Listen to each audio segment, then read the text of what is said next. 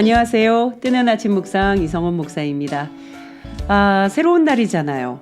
새로운 날, 새로운 기분, 새 마음, 새로운 생각, 새로운 만남, 그리고 새로운 창조.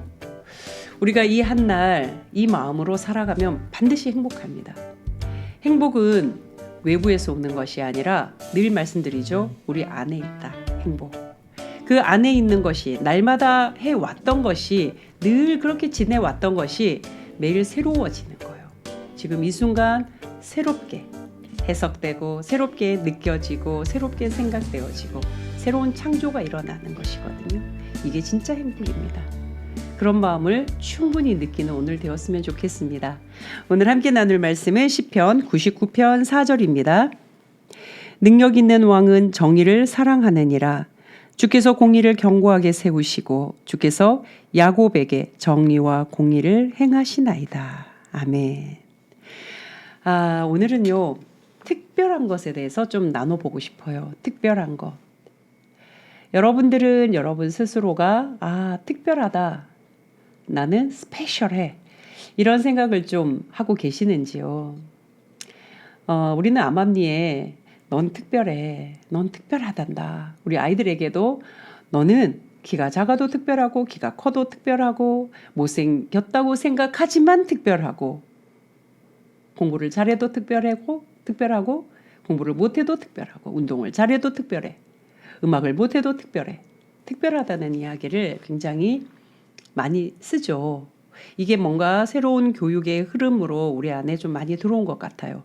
사실은 셀프 이스팀 이게 자아 존중감에서 미국 교육에서 많이 일어나거든요. 연세대 김주환 교수님이 쓰신 내면 소통이라는 책을 보면 셀프 이스팀과 셀프 리스펙은 완전히 다르다. 먼저 전자는요. 우리가 흔히 심리학에서 이야기하는 자아 존중감입니다. 셀프 이스팀. 말 그대로 우리 모두는 특별하다. Everyone is special. 우리 모두 특별해. 특별하지 않은 사람은 없어. 까매도 특별해. 하얘도 특별해. 노래도 특별해. 작아도 커도 다 특별해. 하나님은 우리를 특별하게 창조하셔서 스페셜. 그런데 이게 문제가 있다는 거죠. 그 특별한 존재가 지극히 평범하다고 느껴질 때 내가 누군가보다 전혀 특별하지 않아 라고 느껴지고 깨달아질 때가 있죠. 우리가 살다 보면요. 어렸을 때야 너 특별해. 넌 정말 특별한 이 세상에 단 하나밖에 없는 정말 놀라운 보석과 같은 존재야. 굉장히 사기가 막 올라가고 마음이 뜨거워질 수 있습니다. 물론 그것이 다 잘못됐다고 말씀드리는 것은 아니지만 제가 짚고 싶은 이 셀프 이스팀의 문제점은요. 바로 특별하지 않아지는 상황. 그 상황을 맞닥뜨릴 때가 있잖아요. 이 김주환 교수님도 똑같은 설명을 하고 계세요. 우리가 살다 보면 굉장히 어려운 상황에 처할 때 내가 무능해져 버렸을 때 실직을 했다던가 그리고 뭔가 열심히 했지만 그 결과가 완전히 그냥 파산이 되어버려진 그런 상황을 맞았을 때는 난 쓰레기 같아. 난 더 이상 회생 불가야. 나는 완전히 실패자야. 내가 뭘 할 수 있겠어. 이런 상황에 직면되었을 때 넌 특별해. 이게 맞냐는 거죠. 내가 특별하다고 생각이 들겠냐는 거죠. 평범하다 못해 더 아래에 그 낙오적 그 마음이 확 들어올 때 너 특별해. 그럼에도 불구하고 넌 특별해. 참 쉽지 않은 이야기이죠. 거기에 반해서 셀프 리스펙, 자기 존중감이라고 이렇게 설명해 주셨는데 자기 존중감은 뭘까? 자기 존중감은요. 평범해도 괜찮아. 특별하지 않아도 괜찮아. 이 괜찮아의 의미가 더 있는 것 같습니다. 모자라도 괜찮아. 부족해도 괜찮아. 너여서, 너라서, 너이니 괜찮아. 공부를 잘해도 괜찮아. 그러니까 여러분 생각해 보시면요. 사실은 굉장히 비슷한 것 같은데 아주 이렇게 힌트가 딱 다르죠. 공부를 못해도 특별해. 공부를 잘해도 특별해. 키가 작아도 특별해. 키가 커도 특별해. 까매도 특별해. 이런 특별해보다 괜찮아. 잘 못해도 괜찮아. 생각만큼 안 돼도 괜찮아. 넘어져도 괜찮아. 다 잃어버렸는데 괜찮아. 더 이상 누가 나를 믿어줄까? 괜찮아. 존재에 대한 열린 마음에 괜찮아거든요. 이 괜찮아를 시작했더니 놀라운 연구 결과가 나왔습니다. 열린 마음으로 괜찮아를 이야기를 했더니 이렇게 가르쳤더니 어떤 결과가 나왔냐면 넘어졌는데 일어서려고 하는 힘을 더 많이 느끼더라는 거예요.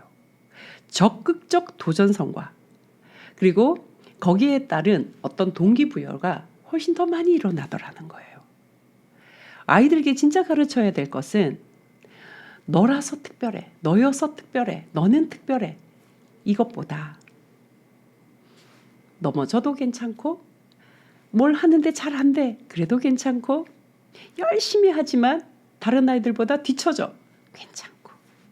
그런데 그 괜찮은 마음으로 따뜻하게 받아들여 주니 이 받아들인다는 게 열린 마음 아니겠어요? 받아들여 주니 어떻게 하더라고요? 튀어 올라가더라는 거예요. 이게 이제 우리가 흔히 잘 아시고 많이 들어보셨죠? 요즘 많이 이야기하고 있는 회복 탄력성. 회복하더라는 거예요. 특별하지 않아도 괜찮다고 말해주니 오히려 튀어 올라가서 회복을 하더라는 거죠. 우리가 좌절할 때가 있고 나 자신 이걸 받아들이기 되게 어려울 만큼 힘든 상황에 몰아칠 때가 있고 내가 내 자신에게 너무 자신 없어서 망설여질 때 그리고 선뜻 나서지 못할 때 그리고 움츠러들 때 동굴 속에 파 들어갈 때 이럴 때 있잖아요. 괜찮아. 그래도 괜찮아. 이 따스한 한마디를 나에게 들려줄 때 내 마음 안에 회복 탄력이 생기더라는 거죠. 제가 오늘 왜 이 이야기를 여러분들께 드리는가 근거가 있습니다. 오늘 시편 99편을 보면은요. 4절에 능력 있는 왕은 정의를 사랑하시느니라. 주께서 공의를 견고하게 세우시고 주께서 야곱에게 정의와 공의를 행하시나이다. 정의, 공의.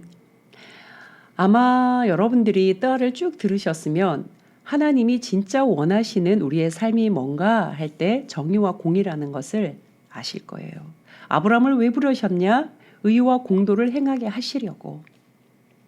아브라함을 특별하게 특별한 존재로 특별하게 살려고 부르신 게 아니라 의와 공도, 의와 공의, 그죠? 정의와 공의예요. 이것을 위해서 아브라함을 불렀다는 거죠. 그러면 정의와 공의가 뭐냐? 이것만 알면 되죠. 그것은 함께하는 마음, 열린 마음, 따스한 마음, 받아들이는 마음, 연민이라는 거예요. 그래서 여러분 아까 셀프 이스팀이 아니라 셀프 리스펙. 이 리스펙은요. 무엇으로 나가냐면요. 셀프 컴패션. 자기를 존중하다 못해 자기에 대한 따스한 마음을 가지는 것. 이것이 뚫고 일어나는 적극적 도전으로 가는 굉장한 중요한 동기부여가 되더라는 거예요. 그것이 바로 하나님이 말씀하시는 정의를 사랑하고 공의를 행하는 이 삶 가운데 고스란히 들어있다. 제가 세번역 성경으로 이 4절을 찾아보았더니요. 이렇게 기록하고 있습니다. 4절 주님의 능력은 정의를 사랑하심에 있습니다. 주님의 능력, 이 능력이라는 것은 퍼펙트, 완전하잖아요. 완전한 하나님의 능력 아니겠습니까? 그런데 그 능력이 뭐에 있다고요? 정의를 사랑하심에 있습니다. 누군가의 재난, 누군가의 어려움, 누군가의 넘어짐에 함께하는 마음, 열린 마음으로 괜찮아 라고 하는 그 마음에 하나님의 능력이 있더라는 거예요. 이거 얼마나 놀랐습니까? 우리가 넘어질 때, 우리가 실패할 때, 우리가 좌절할 때, 낭망할 때, 낙심하고 더 이상 낙오되어서 갈 힘을 못 얻을 때, 그때 주님이 뭐라고 말씀하시냐면 괜찮아. 실패해도 괜찮아. 넘어져도 괜찮아. 괜찮아. 모자라도 부족해도 남보다 뒤처지는 것 같아 조바심 내도 괜찮아. 주님의 정의로우심이, 주님의 이 째다카가 공의로우심이 괜찮다. 괜찮아에 있더라는 거죠. 그런데 정작 나는 실패야. 난 쓰레기야. 난 더 이상 회생 불가야. 난 안 돼. 내가 살아서 뭐 하겠어. 나 의미 없어. 가치 없어. 끝났어. 하나님은 밝은 빛으로 우리를 조명하시는데 여전히 나는 어둠에 이 뭔가를 막 뒤집어 쓰고 안 돼. 그러면 안 되지 않겠습니까? 사랑하는 뜨아 가족 여러분, 빛을 주시는 하나님 앞에 이제 빛이야 라고 인정하고 선포했으면 좋겠습니다. 최근에 설민석이라는 여러분 역사학자 잘 아시죠? 아주 뛰어난 그 역사 강의로 정말 어린아이들부터요. 우리 아이들도 굉장히 팬이었거든요. 그런데 이 논문 표절로 한순간에 이 모든 것이 뒤집힙니다. 역사기꾼이라는 이름을 안고 정말 너무나 불명예스럽게 모든 방송에서 하차. 그리고 더 이상 설민석이라는 이름이 사람들 입에 좀 명예롭게 오르지는 못했던 거죠. 그리고 사라지듯이 사라졌는데 얼마 전에 이 설민석 씨가 강연자들이라는 프로그램에 굉장히 이 뭔가 긴장된 모습으로 나오는 것을 제가 잠시 보았어요. 그리고 자기 이야기를 또박또박 해나가는 거예요. 놀라운 일들도 있고 정말 파란만장한 그런 일들이 있었는데 바로 이 논문 표절, 연세대 교육대학원 역사학과 석사과정의 논문이 50% 이상 표절되었다는 이 내용으로 스스로 모든 방송에서 하차하고 정말 얼마나 좌절스러웠겠습니까? 그 시간 끔찍하지 않겠습니까? 이야기하더라고요. 눈을 감고 눈을 떠서 아침에 일어났더니 모든 세상이 하얘졌더라는 거예요. 눈앞이 캄캄해졌다는 말이겠죠. 더 이상 내가 설 자리가 없고 가장 견딜 수 없었던 것은 설민석 아저씨, 정말 역사의 천재, 그러면서 자신의 책 너무 재밌게 읽고 자신의 강의를 정말 똘망똘망한 눈으로 쳐다봤던 그 아이들 앞에 너무나 부끄러운 마음, 그걸 견딜 수 없더라는 거예요. 눈물을 줄줄 흘리더라고요. 이 설민석 씨가 어떤 선택을 했을까요? 문제가 되었던 연세대 교육대학원 역사학과 석사과정에 다시 시험을 봐서 재입학하는 그 선택을 합니다. 동기들이 그 강연자 프로그램에 이렇게 방청객으로 참여를 했어요. 좀 깜짝 놀랐더라고요. 미리 약속된 게 아니고 스스로 그 동기들이 신청해서 모였는데 그 동기 중에 한 사람이 뭐라고 이야기를 하냐면 설민석이 우리 과정에 들어왔어? 이렇게 이제 이야기가 되죠. 에이 뭐 그냥 이름 걸쳐놓고 또 하나 다시 시작해서 따나 보다 했다는 거죠. 그런데 놀랍게도 수업 모두 참여. 심지어는 발제하는 조별 모임, 행사, MT 다 오더라는 거예요. 그리고 본인들하고 어울려서 차도 마시고 식사도 하고 분식도 먹고 같이 그 대학원 시절을 보내더라는 거예요.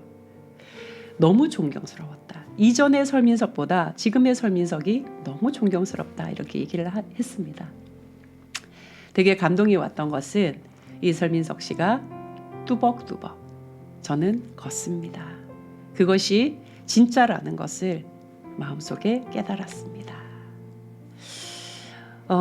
실패해도 다시 뚜벅뚜벅, 넘어져도 다시 일어나 뚜벅뚜벅, 모자라도 내가 부족해도 과거에 이런 아픔이 있어도 괜찮아.